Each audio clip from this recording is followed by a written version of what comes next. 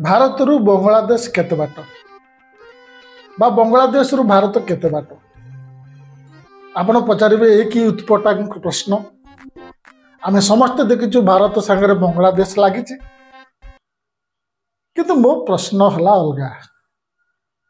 बांग्लादेश रे जो परिस्थिति उत्पन्न हला भारत से परिस्थिति रु पहुंचबा बेलू केते समय लागिबो, केते बाट अतिक्रम करिया को पड़िबो। आपण ए प्रश्न रे व्यथित होगा उचित नुहे, कारण 2 वर्ष तले आम आलोचना करूँ भारत श्रीलंका होनी तो श्रीलंका रे जो भाई आर्थिक परिस्थिति या कहुला भारत रे किसी राजनैतिक दल विशेषकर आम आदमी पार्टी दल फ्री भी देकर श्रीलंका भली परिस्थिति केजानी आम से परिस्थिति पहुंचीचु कि नहीं।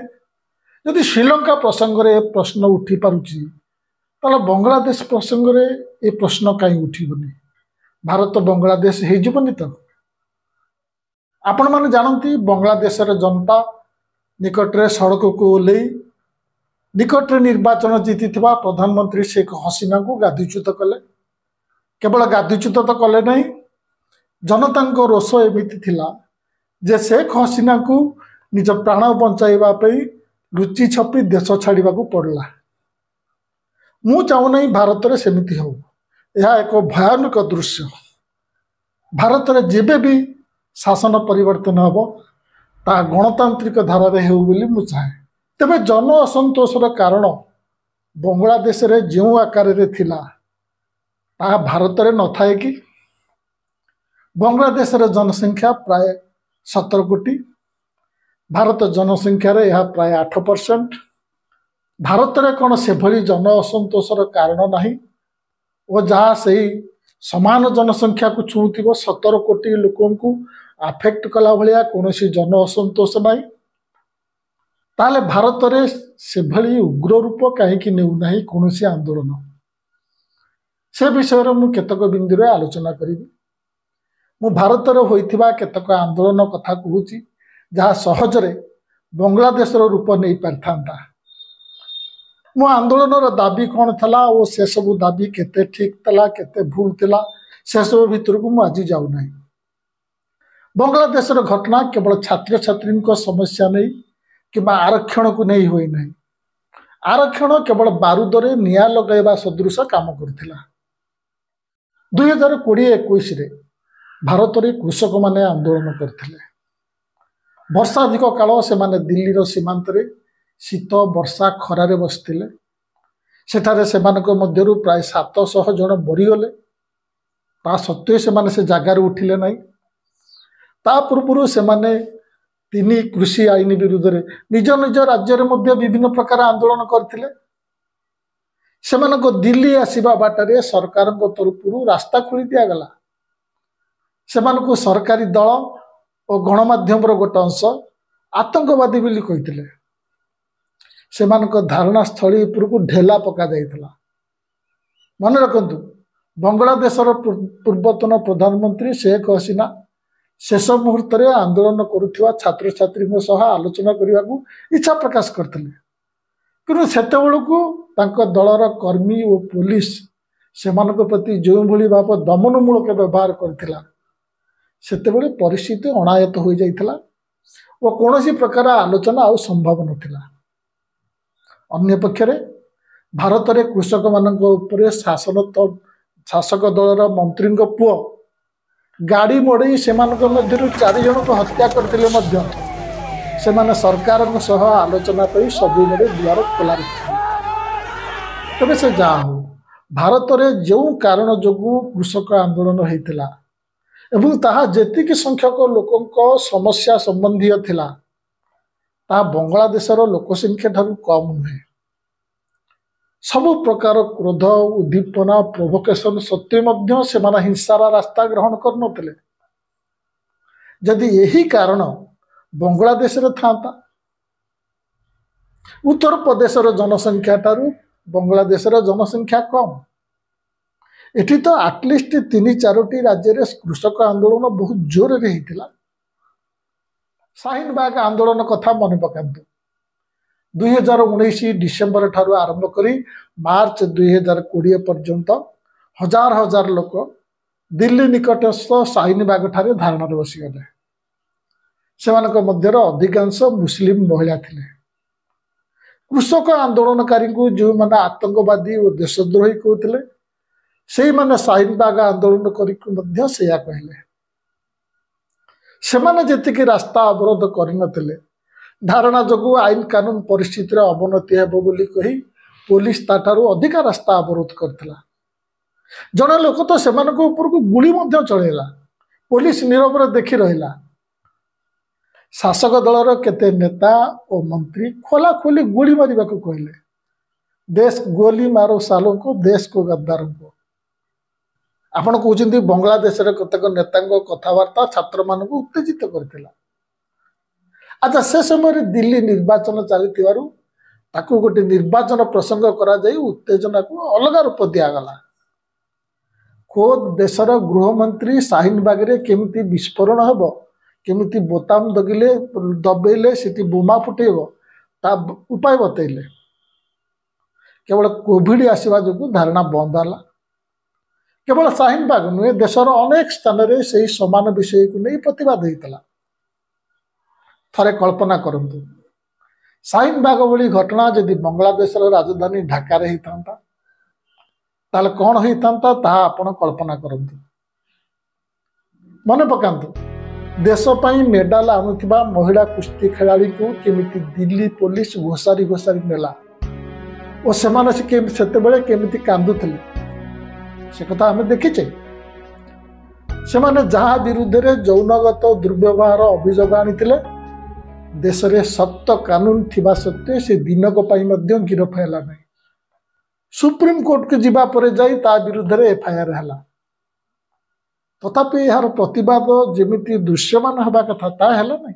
गत मार्च मासरे आंतर्जातिक श्रम संगठन तरफ प्रकाशित इंडिया एम्प्लॉयमेंट रिपोर्ट 2024 रे कुआ जाईची भारत रे प्राय 37 कोटी युवकों मध्यरु प्रति 3 जने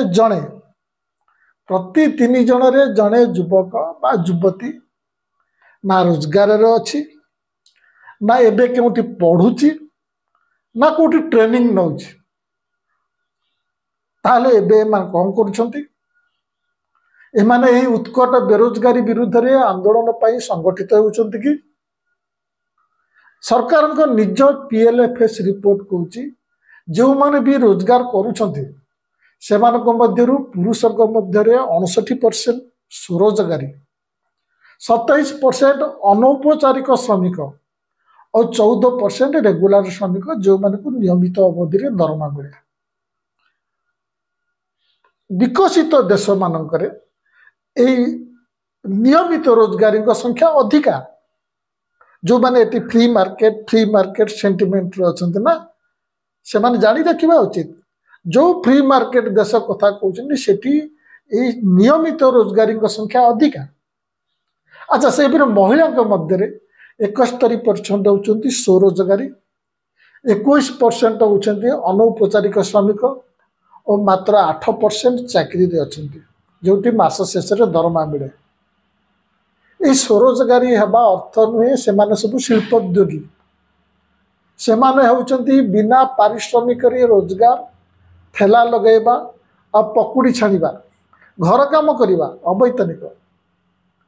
एतिबे मु डाटा दे पारिबी सरकारी डाटा किंतु वर्तमान ता दे आपण मानक भितरु अधिकांश को भाराक्रांत करने को चाहू ना। अनेक बंधु मत कहलानी मु कुआरे वीडियो रे अनेक डाटा प्रमाण दे समस्त को बोर करुछि। तबे केवल डाटा नुहे निकट रे आमे देखिथिले निर्वाचन पूर्व उत्तर प्रदेश रे 67,000 कनेस्टेबल पोस्ट पे 48 लाख युवक टेस्ट देवाक विभिन्न जगह आसते मात्र शेष पेपर लीक होगा जो टेस्ट कैंसल हो गला। मु केवल गोटे उदाहरण देली। ए वीडियो केवल रोजगार विषय कहवा को मु करूना। ए वीडियो रे मु जो प्रश्न उठाऊँगी सेटा है भारतर युवक युवती मध्य कौन असंतोष नाई जहाँ दाना बांधी बांग्लादेश रे होइतिबा प्रतिरोधर आकार नेब भारत में केते पेपर लीक होची से विषय रे मु किछ कहवा दरकार नै आपण ए व्यक्ति ठारू सुनंतु। पहला व्यापम स्कैम, दूसरा यूजीसी नेट पेपर लीक, तीसरा Telangana secondary school certificate examination Hindi paper leak, Assam HSC LC general science paper leak, Uttar Pradesh Lekhpal recruitment exam paper leak, Rajasthan forest guard recruitment exam paper leak, Bihar public service commission exam paper leak, Gujarat head clerk exam paper leak, SSC CGL exam paper leak, UP TET exam paper leak, Rajasthan university paper leak, UP PSC paper leak, Maharashtra HSC exam chemistry paper leak, UP police constable qualifying exam paper leak, REET यानी कि Rajasthan eligibility examination for teachers paper leak, Haryana police constable exam paper leak, Himachal Pradesh police constable exam paper leak, railway recruitment board group D exam paper leak, Orissa teacher eligibility test paper leak, Assam police recruitment exam paper leak, Bihar board का 10वीं कक्षा का भी examination paper leak, Telangana SSC exam paper leak, Karnataka SSLC exam paper leak, Delhi university law entrance exam paper leak, Jamia Millia Islamia entrance exam paper leak, UP board exam mathematics और bio का paper leak, Rajasthan teacher recruitment exam paper leak और इस साल का NEET का 2024 का paper leak. Bangladesh अशांतिर अन्यतम कारण था पेपर लीक। गत मार्च मासरे गोटे अध्ययन आधार रे टाइम मैगजीन तरफ प्रकाशित गोटे लेखार कहुई भारत में एवं देखा आयर असमानता ब्रिटिश शासन ठारू खराब हो जाइए। ब्रिटिश शासन रे जो आयर असमानता था ताठू आउ तौक खसी जाइए। बंधुगण आप देखिथे पुराना पेंशन दाबी रे देश तमाम प्रतिरोध आंदोलन होउछि। सेमानक सहित सरकार कथबार्ता करूना। बांग्लादेश रे होइथिबा आंदोलन पछरे श्रमिक अशांति मध्य गोटे कारण थिला। सेठार गारमेंट उत्पादन रे अग्रगति देशर रप्तानी बढ़ाइबा पे गोटे मुख्य कारण होइथिला। एटा देशर जीडीपी बढ़ीची एवं हिसाब रे मध्य मुंड पिछा आय रे भारत को टपी जीवार सहायक होइछि। किंतु यही गारमेंट शिल्प रे काम करुथिबा लक्ष लक्ष श्रमिक विशेषकर महिला माने तांकर उपयुक्त प्राप्य और सामाजिक सुरक्षा रे वंचित थांती। सेमाने आंदोलन कले। बंधुगण आ गोटे विषय आपण माने जानती शेख हसीना गत 3टी निर्वाचन रे जीतिथिले मध्य ता मुक्त और अबाध नथला बोली समस्त जानती। सदा अभियोग होउछि। गत थर जो निर्वाचन होता सेठिकार विपक्ष दल माने बॉयकट कले, भाग नेलेनी। तथापि तथाकथित निर्वाचन रे जीति शेख हसीना गद्दी बसिले। बंधुगण जेतेबेले व्यवस्था स्थिति और शासन बदलैबार सबू रास्ता बंद हो गला सेतेबेले जन असंतोष गोटे विस्फोरण रे परिणत हो गला। जेतेबेले कोर्ट काम देव नहीं, जेतेबेले सिस्टम काम देव नहीं, सरकार शुणवनी, जितेबाला गणमाध्यम आपण को माध्यम देखनी सेतेबेले आ गोटे विस्फोरण रास्ता बाहर। आपण माने कहि परिबे कि भारत रे निर्वाचन मुक्त और अबाध उपाय रे होउची। निर्वाचन प्रक्रिया रे जो भली भाबे अर्थ खर्च होउची ता धनवान रो सपक्ष रे जाउची, प्रचुर अर्थ खर्च होउची। निर्वाचन कमिशन को निरपेक्ष रखिबा पे सुप्रीम कोर्ट गोटे प्रस्ताव देइथिले, मात्र सरकार से प्रस्ताव को उल्टे कमिशन नियुक्ति की संपूर्ण भाव निज हाथ में रखिले। फल कौन है गत निर्वाचन रे खोद देशर प्रधानमंत्री निर्वाचन आचरण विधि भांगी देश सारा बुली बुली सांप्रदायिक भाषण देले। मुझे वार्ड गुड़ाक कहवा चाहूनी। निर्वाचन कमिशन कौन कार्यानुष्ठान ग्रहण कले। एबे पुणी एडीआर भली देशर केतक विश्वसनीय अनुष्ठान प्रमाण सह अभियोग आणुचंती जे जेतिकी मतदान होइची बेले बेले ताठार कम गणा जाउची किमा अधिका गणा जाउची। मु बुझी पारुनी ईवीएम भली गोटे इलेक्ट्रोनिक्स जंत्र केमिति भूल कहबो।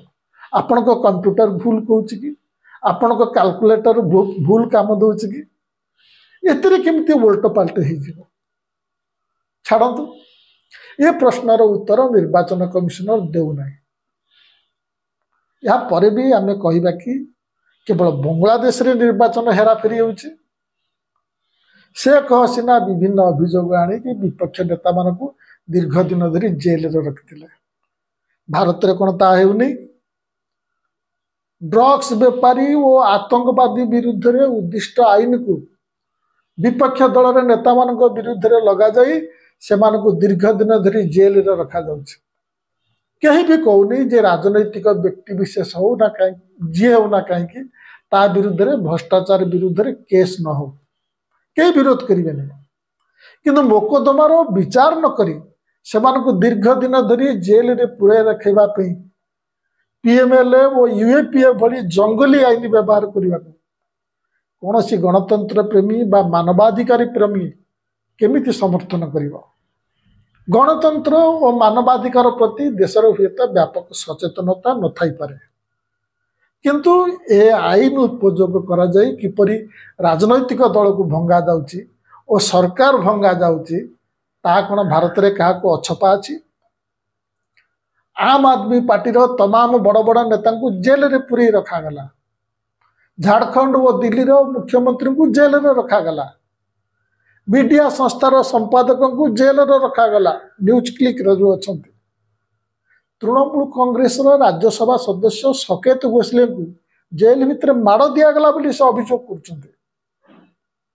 उमर खाली जेएनयू स्टूडेंट तांको बेल पाई सुनानी आज को 4 वर्ष वाला ही पारु नहीं। जुनैद नामक दिल्ली विश्वविद्यालय छात्र हठात तार बाष्पीयकरण हो गला। विचारालय उपरे लोकंकर आस्था कमी कमी जाउची। लोके पचारुछंती जदि केस पड़ुची कि कौन सी विषय रे आलोचना होचे सुप्रीम कोर्ट रो लोक पचारुछंती जज किए। लोक जानी सारलेनी आईन कंसिस्टेंट नुहे जज उपर निर्भर करे कि प्रकार राय आसीबो। मु आपनको आ गोटे उदाहरण दूसरी। कृषक आंदोलन समय समाधान उद्देश्य रे सुप्रीम कोर्ट द्वारा गठित कमिटी रे जोग दवा कृषक नेता मान को डकाइला। सुप्रीम कोर्ट डाकिला कृषक नेता मान मना करदे आम से कमिटी की जीवनी से न कहले यार अर्थ से कमिटी प्रति आस्था नहीं। आज भारत रे जेल रे थिबा प्रति 4 जन रे 3 जन बिना विचार रे सड़ुछंती। न्याय अपेक्षा न्यायिक व्यवस्था पूरा दोहली जाइए। केतटा घटना बांग्लादेश रे बारूद गदारे अग्नि संजोग कला भली किंतु भारत रे ताहा बांग्लादेश अनुरूप परिणाम देखु ना। आमे कहीं चाहिमा नहीं जे बांग्लादेश भली परिणाम भारत रे भी हो जद्वारा बिना निर्वाचन रे गोटे शासक गादीच्युत हो देश छाड़ी चली जाए किंतु ता अर्थ नुहे देशर सामूहिक चेतना एभली घटना प्रति निर्विकार रहिबो। गोटे चिंता शून्य युक्ति रहित और अपरिणामदर्शी निष्पत्ति निया जाए सारा देश रे नोटबंदी लागू देहर रक्त काढ़ी नेला भली अर्थनीति 86% मुद्रा काढ़ी निया गला। अर्थनीति तो धूलिसात है ता सहित जनसाधारण अकथनीय अत्याचार सम्मुखीन है। एटीएम सामने पुलिस निर्मम लाठीमाड़ खाइले लोक धाड़ी रे छिड़ा होई शताधिक लोक प्राण हराइले किंतु आश्चर्यर कथा यह देशभक्ति बोली ना दिगला। सेमती हठात गोटे आत्मबड़िमापूर्ण निष्पत्ति निया जाए जे मु किसी भी डिसीजन नहीं पारे से भली डिसीजन निया जाए बिना कोनोसी प्रस्तुति रे लॉकडाउन घोषणा हला। लक्ष लक्ष प्रवासी श्रमिक केमिति चाली चाली घर को फेरिले और सेमानक मध्यरु अनेक रास्ता रे पोकमाछी मिले भली मले सेटा हमें देखिलु। इतने सब घटना जे बांग्लादेश रे होई नहीं ता नुहे सेमान उग्र प्रतिक्रिया देखेले।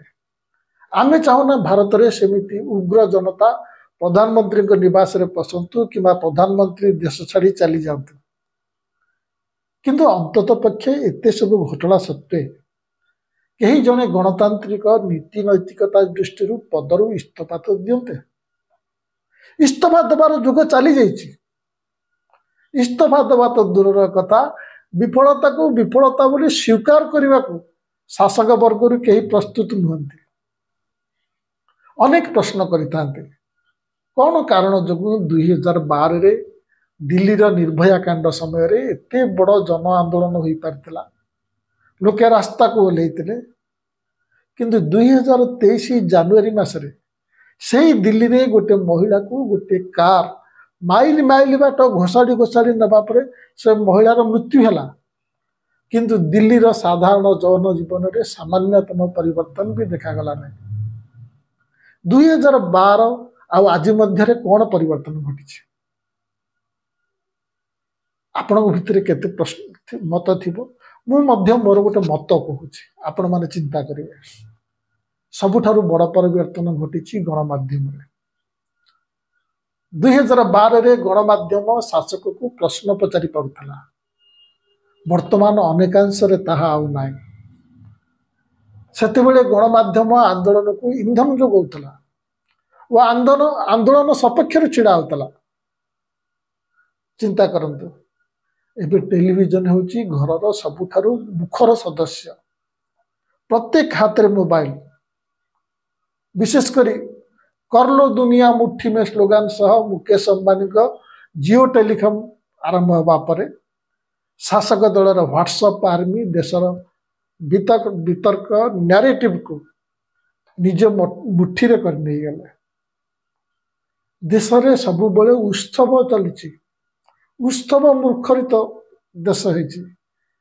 କାଳ୍ପନିକ ସଫଳତା ମିଛ ଡାଟା ଆଧାରରେ ସବୁଆଡ଼େ ପ୍ରଚାର ହେଉଛି। ଦେଶ ଆଗେଇଛି, ଅମୃତ କାଳ ମଧ୍ୟରେ ପ୍ରବେଶ କରିଚାଲିଛି। ପ୍ରଧାନମନ୍ତ୍ରୀ ଆସୁଛନ୍ତି, ମନ୍ କି ବାତ କରୁଛନ୍ତି, ଦେଶରେ ଶାନ୍ତି ଗୋଟିଏ ଧାରଣା ସୃଷ୍ଟି କରିବା ପାଇଁ ସବୁକିଛି ଠିକ୍ ଅଛି ଏବଂ ଦେଶର ଉତ୍ସବ ଚାଲିଛି, ଏସବୁ ଚାଲିଛି, ସବୁ ଭଲ ଚାଲିଛି। ହଂସ ସହ ଫଟୋ ଉଠାଉଛନ୍ତି, କୌଣସି କଥାରେ ବିଚଳିତ ନାହାନ୍ତି। କୌଣସି ବିତର୍କିତ ଘଟଣା ପାଇଁ କାହାକୁ ଆଉ ସଡ଼କକୁ ଓହ୍ଲେଇ ଆନ୍ଦୋଳନ କରିବାର ଆବଶ୍ୟକତା ହେଉନାହିଁ, ଅନୁଭବ ହେଉନାହିଁ। ସନ୍ଧ୍ୟାରେ ଟିଭି ପ୍ରାଇମ ଟାଇମ ପ୍ରୋଗ୍ରାମରେ ରୋମାଞ୍ଚ ମିଳିଯାଉଛି। ସେଠାରେ ପାଉଚ ଆକାରରେ ସବୁ ସମସ୍ୟାର ତୁରନ୍ତ ନିଷ୍କର୍ଷ ମିଳିଯାଉଛି। ଗୋଟିଏ ଚ୍ୟାନେଲରେ ନ ମିଳିଲେ ଅନ୍ୟ ଚ୍ୟାନେଲରେ ମିଳିଯିବ। ଏଥିପାଇଁ ସଡ଼କକୁ ଓହ୍ଲେଇବାର ଆବଶ୍ୟକତା ଆଉ କ'ଣ ଅଛି? ଯେଉଁମାନେ ଆନ୍ଦୋଳନ କରୁଛନ୍ତି ସେମାନଙ୍କୁ ଆନ୍ଦୋଳନଜୀବୀ କୁହାଯାଇ ତିରସ୍କାର କରାଯାଉଛି। ହିନ୍ଦୁ ରୀତିରେ ବିବାହ ପାଇଁ ପୁରୋହିତ ଯେମିତି ନିହାତି ଆବଶ୍ୟକ, ଆନ୍ଦୋଳନ ପାଇଁ ମଧ୍ୟ ଟିଭି କ୍ୟାମେରା ଆଜିକାଲି ସେଇଭଳି ନିହାତି ଅପରିହାର୍ଯ୍ୟ ହୋଇଯାଇଛି। ଟିଭି କ୍ୟାମେରା ନ ଆସିଲେ ଆନ୍ଦୋଳନ ହେବନି। ଆପଣମାନେ କହିପାରିବେ, କୃଷକ ଆନ୍ଦୋଳନ ଓ ଶାହିନବାଗ ଆନ୍ଦୋଳନ ଗଣମାଧ୍ୟମର ଭୂମିକା ପ୍ରତି ଆଗରୁ ସତର୍କ ଥିଲେ ବୋଲି ସେମାନଙ୍କ ଆନ୍ଦୋଳନ ଅନେକାଂଶରେ ସଫଳ ହେଲା। ଆଜିକାଲି ନ୍ୟାୟ ମିଳିଯାଉଛି, ସନ୍ଧ୍ୟାବେଳେ ସଲ୍ଭ ହେଇଯାଉଛି। ତୋର 50%, ତୋର 50% ଦୋଷ। ତେଣୁ ସରକାରର କ'ଣ ଭୁଲ ଯଦି ବାହାରୁଛି, ତମେ ବି ସେୟା କରିଥିଲ। ବାଲାନ୍ସଡ, ଆକୁ କୁହାଯାଉଛି ମୋଦି ସପୋର୍ଟର, ତାକୁ କୁହାଯାଉଛି ଆଣ୍ଟି ମୋଦି।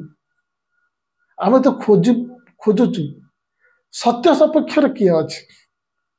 ଯଦି ଜଣଙ୍କର 100% ଭୁଲ ହେଲା, ତାକୁ 100% ଭୁଲ ବୋଲି କହିବାକୁ କାହାର ସାହସ ଅଛି?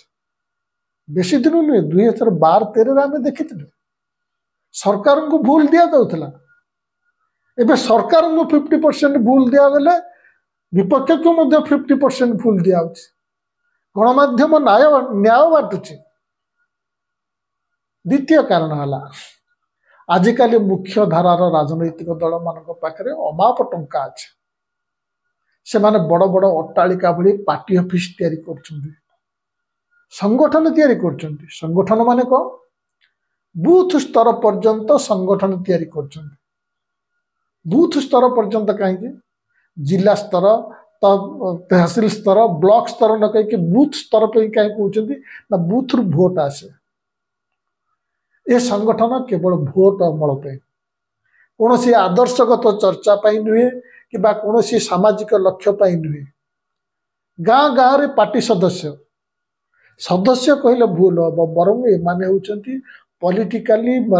ପଲିଟିକାଲ ମର୍ସିନାରୀ, ଯେଉଁମାନେ କେବଳ ଅର୍ଥ ଓ ଫାଇଦା ଲୋଭରେ କାମ କରିଥାନ୍ତି। ଏହାକୁ ଆଜିକାଲି ଗ୍ରାସରୁଟ୍ ଅର୍ଗାନାଇଜେସନ କୁହାଯାଉଛି। ଫଳରେ କ'ଣ ହେଉଛି? आपण सैटेलाइट रे देखेबे चाइना जगह अतिक्रम करिछि भारतर किंतु से मर्सिनरी मानिबेनी न्यूज जोटा आसुची दैट इज पॉल्यूटेड एवं स्वाधीन भाव में चिंता करने को गोटे नागरिक को दिया जाउनी तू ए दलर कि से दलर तेणु कहार कौन है किए कहीं रिएक्ट करिवो किए कहीं आंदोलन करिवो किए कहीं रास्ता को आसीबो आंदोलन जुग धीरे धीरे खत्म हो जाउछि तेणु से प्रश्न मूल प्रश्न को आसुछि बांग्लादेश आमठू केते बाट मो कहवा अर्थ नुहे जे पुणी थर कहूँ तख्ता पलट करवा कि गोटे पार्लियामेंट को दखल करवा सेतिकी मात्र रे आमे हमर सामूहिक चेतना केबे जागिबो आमे केबे रिएक्ट करवा ना इंटरेस्टेड फोर्स तांकर जो विपन अच्छी से निजको प्रभावित करवा। नमस्कार।